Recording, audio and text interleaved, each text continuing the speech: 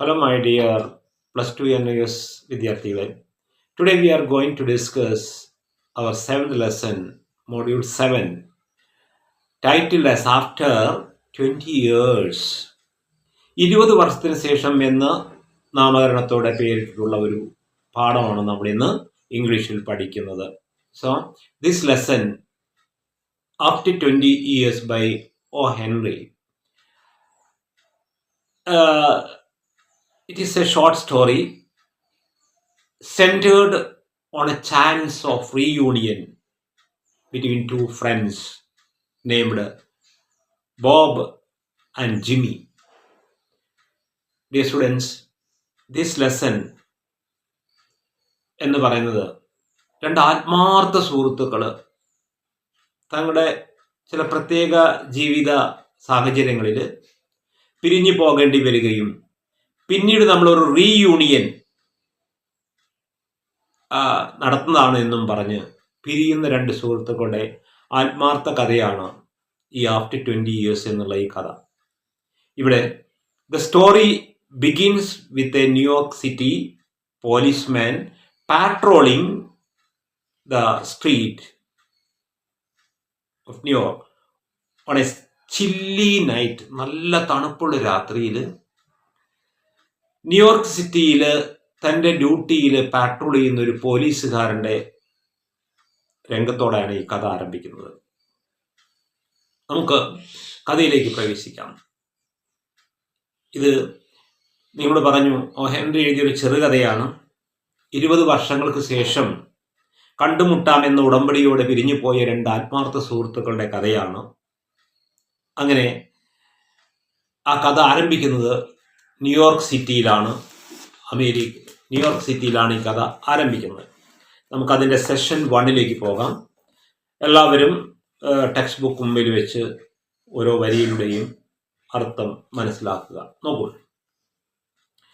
The policeman on the beat moved up the avenue impressively.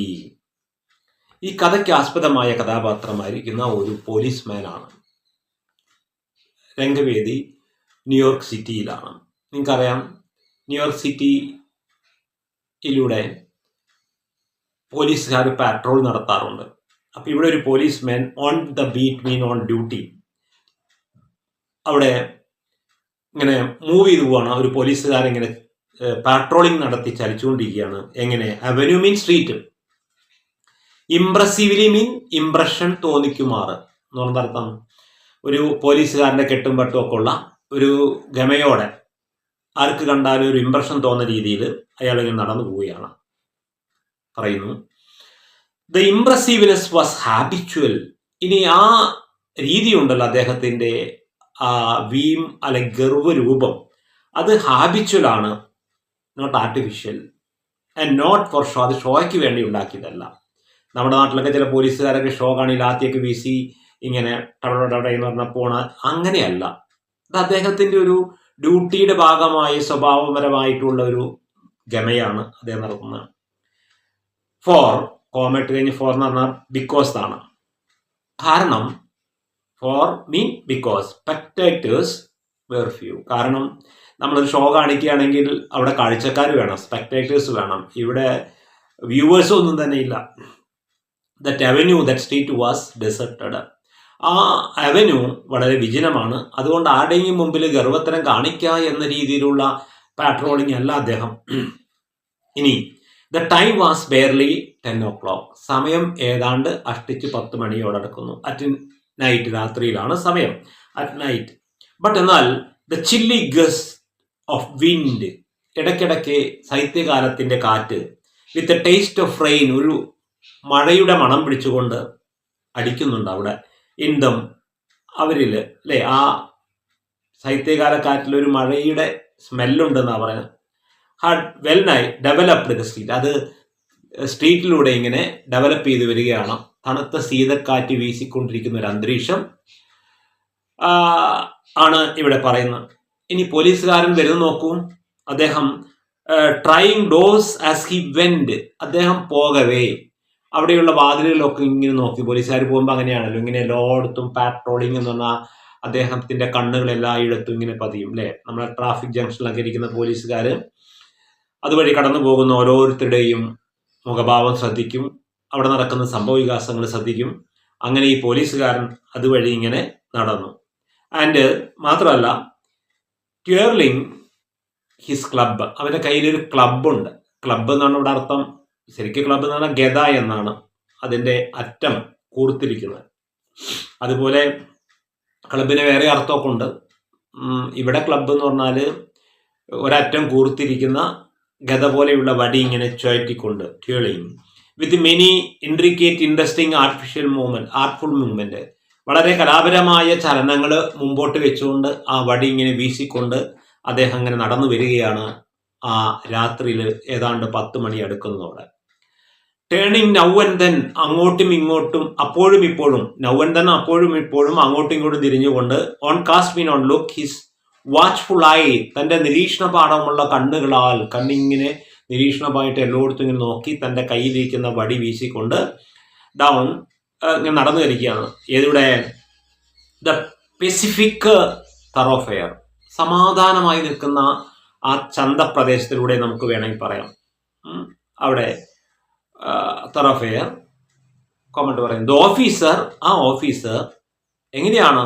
വിത്ത് ഈ സ്റ്റാൾവേർഡ് from and slight സ്വാഗർ, അതായത് with his, അവിടെ കാറ്റ് പറയുകയാണ്, വിത്ത് ഹിസ് സ്റ്റാൾവേർഡ്. സ്റ്റാൾവേർഡ് എന്ന് പറഞ്ഞു കഴിഞ്ഞാൽ ധീരന്മാർ അല്ലെങ്കിൽ കരുത്തന്മാർ, അധികായകന്മാർ എന്നൊക്കെ പറയുന്ന അർത്ഥമാണ്. സ്റ്റാൾവേർഡ് ഫോം, അതേ കണ്ടാൽ ഒരു ധീരനാണോ ഗമയുള്ളവനാണോ എന്ന് തോന്നിക്കുമാറ്. അതിൻ്റെ സ്ലൈറ്റ് സ്വാഗർ, ഒരു ചെറിയ ഗർവോട് കൂടി, അല്ല വീമ്പത്തരമുള്ള ഒരു സ്വാഗറുള്ള, അതൊക്കെ പാടെ കൂടിയിട്ട് മെയ്ഡ് എ ഫൈൻ പിക്ചർ, വളരെ മനോഹരമായൊരു ചിത്രമോ a guardian of the peace. അയാളിങ്ങനെ കണ്ടാൽ സമാധാനത്തിന്റെ സംരക്ഷകനാണോ എന്ന് തോന്നിക്കുന്നത് പോലെ, ഗാർഡിയൻ ഓഫ് പീസ് ആണോ എന്ന് തോന്നിക്കുന്ന പോലെ അദ്ദേഹം ആ തെരുവിലൂടെ ഇങ്ങനെ നടന്നു നീങ്ങി വരുന്ന ചിത്രമാണ് ഈ കഥയിലെ സെക്ഷൻ 1-ൽ നരേറ്റർ അഥവാ കഥാകൃത്ത് നമ്മുടെ മുമ്പിൽ വരച്ച് കാണിക്കുന്നത്. So here the narrator had shown before us a very good picture of a stalwart policeman. That man was very serious and he was on his duty. അങ്ങനെ the vicinity, ആ സ്ഥലം ഉണ്ടല്ലോ, was എങ്ങനെയാണ് one that kept near early hours. The vicinity is was one that kept early hours.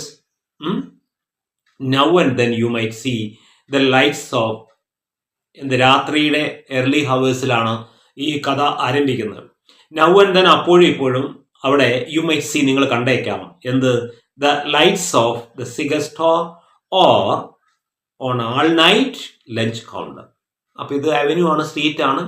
അപ്പോൾ അവിടെ കുറേ കടകളൊക്കെ ഉണ്ടാവും. പക്ഷെ അവിടെ ഇപ്പോൾ വളരെ വൈകിയ സമയമായതുകൊണ്ട് അവിടെയുള്ള പ്രകാശമയമായിരിക്കുന്ന 2 കടകൾ എന്ന് പറഞ്ഞ ഒരു സിഗർ വിൽക്കുന്ന സ്റ്റോർ, സിഗർ മീൻ ചുരുട്ട് അഥവാ സിഗരറ്റ് എന്ന് പറയുന്നത്, തേയില ഇങ്ങനെ ചുരുട്ടിയിട്ട് സായിപ്പ്മാരൊക്കെ വലിക്കുന്ന ഒരു സിഗരറ്റ്, പണ്ട് കാലത്ത് തന്നെ സിഗർ സ്റ്റോർ. അപ്പോൾ അത് കുറച്ച് മുമ്പേയുടെ കഥയായതുകൊണ്ട് അപ്പോൾ അവിടെ ചുരുട്ട് വിൽക്കുന്ന ഒരു കടയുടെയും, ഓർ അല്ലെങ്കിൽ ആൾ നൈറ്റ് ലഞ്ച് സെന്റർ, രാത്രി ആസകലം 24 അവർ പ്രവർത്തിക്കുന്ന ഭക്ഷണം വിളമ്പുന്ന ഒരു കൗണ്ടറിൽ ഉള്ള ഒരു റെസ്റ്റോറൻറ്റ് കൗണ്ടറിൽ നിന്ന് വരുന്ന പ്രകാശവുമേ അവിടെ ഉള്ളൂ. ബട്ട് എന്നാൽ the majority of the doors, ഇത് കഴിഞ്ഞാൽ ബാക്കിയുള്ള അവിടെ ബഹുഭൂരിപക്ഷം ഡോർ വാതിലുകളും ബിലോങ് ദ ബിസിനസ് പ്ലേസുകളാണ്, പലവിധ വ്യവസായങ്ങൾ, കച്ചവട സ്ഥാപനങ്ങളാണ്.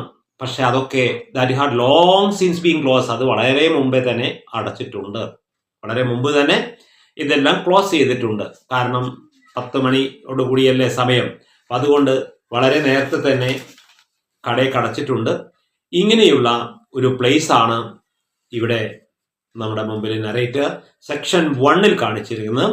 The story begins with a New York city policeman patrolling the streets, അല്ലേ, patrolling the streets on a chilly night, on a coolest night. അങ്ങനെ അതാണ് ഈ 1-ാമത്തെ സെക്ഷനിൽ നമ്മൾ കാണുന്നത്. അപ്പോൾ ഇവിടെ കുറേ നിങ്ങൾക്ക് എക്സ്പെക്റ്റഡ് ക്വസ്റ്റ്യൻസ് ഒക്കെ വരാം. How is the weather described, കഥയ്ക്ക് ആസ്പദമായ കാലാവസ്ഥ എങ്ങനെയാണ് ചിത്രീകരിക്കുന്നത്. ഒരു chilly gust with taste of റെയിനോട് കൂടിയതാണ്. പിന്നെ what is a policeman doing, എന്താണ് പോലീസുകാരൻ ചെയ്തുകൊണ്ടിരിക്കുന്നത്, കഥ കേട്ട് എല്ലാവർക്കും അറിയാൻ പറ്റും. ഹീസ് പാട്രോളിങ് അല്ലേ, ആൻഡ് ട്രൈങ് ഡോർ, വാതിലൊക്കെ തട്ടിമുട്ടി നോക്കി പോവുകയാണ്. And what is A policeman carry, അയാളുടെ കയ്യിൽ എന്താണ് ക്യാരി ചെയ്തിരുന്ന ഒരു ക്ലബ് ഉണ്ട് അല്ലേ, ഒരു ഗത പോലത്തെ വടിയുണ്ട്. And what kind of street was it, ഇത് എങ്ങനത്തെ തെരുവായിരുന്നു എന്നൊക്കെ ചോദിക്കാൻ. നിയർലി ഡെസേർട്ടഡ്, വിജനമായൊരു പക്ഷെ പെസിഫിക് ആയിട്ടുള്ള ഒരു തറോഫെയർ ചന്തസ്ഥലമാണ്, സമാധാനമുള്ള ഒരു സ്ഥലമാണ്. Then what business are still open, അവിടെ ഇപ്പോഴും തുറന്ന് പ്രവർത്തിക്കുന്ന ഏതൊക്കെ ഷോപ്പുകളാണ്, ഏതൊക്കെ ബിസിനസ്സാണ് അവിടെ ഇപ്പോഴും അടയ്ക്കാതെ നിൽക്കുന്നതെന്ന് വെച്ചാൽ ഒരു സിഗർ സ്റ്റോറും ആൾ നൈറ്റ് ലഞ്ച് സ്റ്റെൻഡറും അല്ലെങ്കിൽ കൗണ്ടറുമാണ് അവിടെ നിൽക്കുന്നത്. ഇതൊക്കെയാണ് നമുക്ക് എക്സ്പെക്റ്റഡ് ആയ ക്വസ്റ്റ്യൻ. പിന്നെ ഈ പോലീസുകാരനെ എങ്ങനെയാണ് ഡിസ്ക്രൈബ് ചെയ്തിട്ടുള്ളത്? He's described as a stalwart and impressive ആയിട്ടാണ് അദ്ദേഹത്തെ എടുക്കി കാണിക്കുന്നത്. പിന്നെ ചിലപ്പോൾ describe the policeman patrol routine എന്നൊക്കെ ചോദിക്കാം. പോലീസുകാരൻ്റെ പാട്രോൾ റൂട്ടീനെ കുറിച്ച് വിവരിക്കാനും. ദ പോലീസ്മാൻ മോസ്റ്റ് ഇംപ്രസീവ്ലി അല്ലേ, പോലീസുകാരൻ വളരെ ഇംപ്രസീവിലാണ് നടന്നു നീങ്ങുന്നത് അലോങ് നിയർ എം ടി അവന്യൂയിലൂടെ, ശൂന്യമായ ഒരു അവന്യൂയിലൂടെ. ആൻഡ് അവിടെയുള്ള സ്ഥലമെല്ലാം checking here and there everywhere, എല്ലായിടത്തും ചെക്ക് ചെയ്യുന്നു with a club on in his hand. And his habitual vigilance shows, അയാളുടെ നൈസർഗികമായ ആ വിജിലൻസ് ഷോസ് കാണിക്കുന്നു. In frequent glance down the street. So this was the picture that we got in the first section of the story. I think you have well understood about this story. Okay, wait.